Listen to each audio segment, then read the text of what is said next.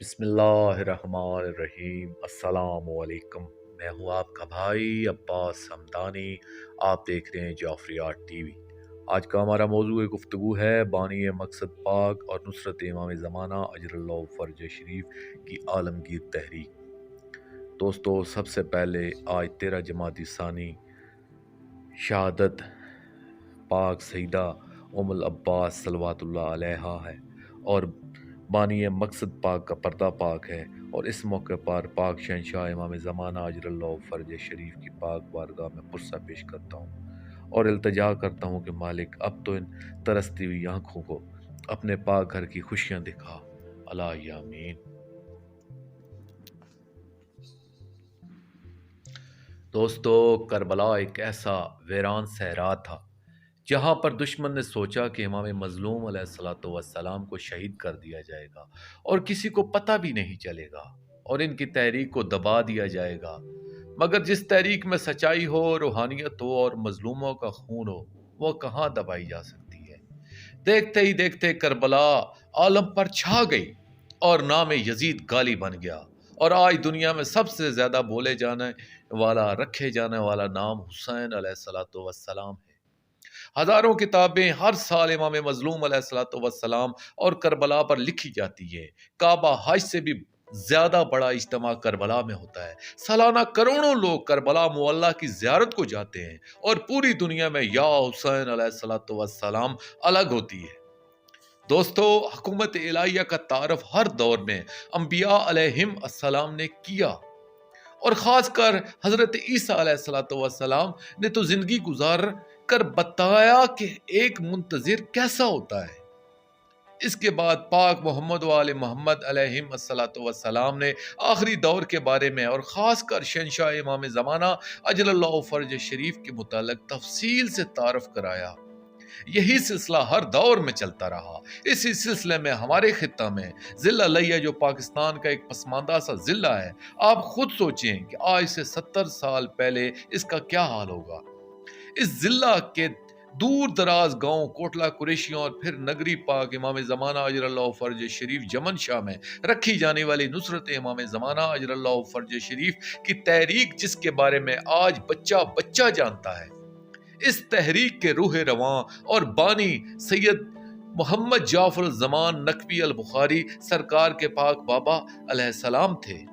اس تحریک کے مقاصد درجہ ذیل ہے۔ نمبر 1، نصرت امام زمانہ اجر اللہ فرج شریف کے لیے لوگوں کو تیار کرنا، جس کا آغاز فرد سے کیا جائے، کیونکہ فرد سے ہی معاشرہ بنتا ہے۔ نمبر 2، آپ فرماتے تھے کہ فرد کے لیے ضروری ہے کہ اپنے آپ کو اپنے مالک اجر اللہ فرج شریف کے لیے خالص کرے۔ نمبر 3، فرد کو چاہیے کہ سب سے پہلے اپنی ذات کا جائزہ لے کہ وہ کہاں کھڑا ہے، اس کے بعد اپنے مالک اجر اللہ فرج شریف کی بارگاہ میں توبہ کرے اور ان سے توسل کرے۔ توسل امام زمانہ اجر اللہ فرج شریف کو آپ نے مقصد پاک کے لیے ریڑھ کی ہڈی قرار دیا۔ نمبر 4، اپنے مالک اجر اللہ فرج شریف کی بارگاہ میں توسل کر کے ان سے ان کا دین حاصل کرے، کیونکہ اللہ تعالیٰ کا نمائندہ تو زمانے کا امام اجر اللہ فرج شریف ہوتا ہے اور وہی دین کا مالک ہوتا ہے۔ نمبر 5، فرد کو چاہیے کہ امام زمانہ اجر اللہ فرج شریف کی پاک ذات سے پوچھے کہ میں آپ کی کس طرح نصرت کروں۔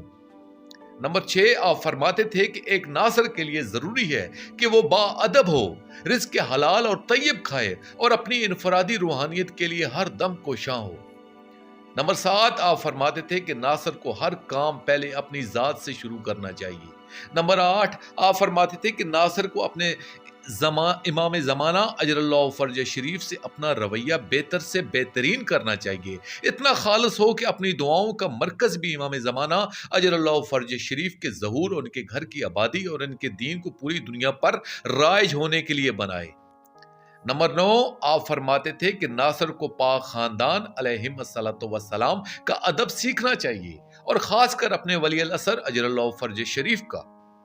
نمبر 10، آپ فرماتے تھے کہ انتظار امام زمانہ اجر اللہ فرج شریف ہاتھ پر ہاتھ دھرے رکھے جانے یا عیاشی کا نام نہیں ہے، بلکہ محنت کشی اور نفس کشی کا نام ہے۔ ایک فرد کو اس طرح تیار بیٹھا ہوا ہونا چاہیے کہ جیسے ابھی مالک اجر اللہ فرج شریف کا ظہور ہو اور وہ چل پڑے۔ नंबर 11, आप फरमाते थे कि जालिम या चोर आदमी कभी भी आदल अजरल्लाह फर्ज शरीफ के आने की खुशी नहीं करता, ना इंतजार करता है, क्योंकि इसे पता है कि इससे सबसे पहले इसकी मौत है। नंबर 12, आप फरमाते थे कि इमाम ज़माना अजरल्लाह फर्ज शरीफ का नाम लेना और फिर दुनिया जहान की बुराइयों में पड़े रहना ये कोई सियासी पार्टी बाजी नहीं है कि वो माफ कर देंगे, बल्कि वो पाक ज़ात तो आदल हैं। अगर वो आपको माफ करेंगे तो फिर इन्हें अपने दुश्मनों शिमर यजीद वगैरह को भी माफ करना पड़ेगा। नंबर 13, आप फरमाते थे कि हुकूमत इलाहिया के कयाम के लिए शहंशाह इमाम ज़माना अजरल्लाह फर्ज शरीफ को एक मशीनरी की ज़रूरत है हर शोबा के लिए, और इसके लिए किसी न किसी जगह के लिए खुद को तैयार करना चाहिए, और इसके लिए ईमानदारी अहम तरीन शर्त है। नंबर 14, आप फरमाते थे कि मोमन बाहया होता है और हर वक्त अपने मालिक अजरल्लाह फर्ज शरीफ को अपने सामने हाजिर और नाजर समझता है और इनका हया करता है।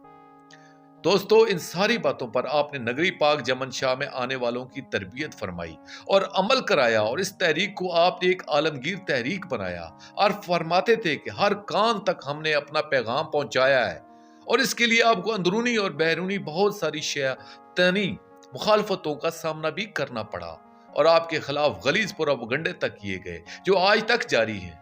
मगर यह तहरीक रुकी नहीं, बल्कि हर आने वाले दिनों में बढ़ती चली गई। मुखालफतें इस कदर शदीद थी कि आपको अपने पाक अजदाद अलैहिस्सलातो वस्सलाम की तरह अपने खून का नजराना पेश करना पड़ा।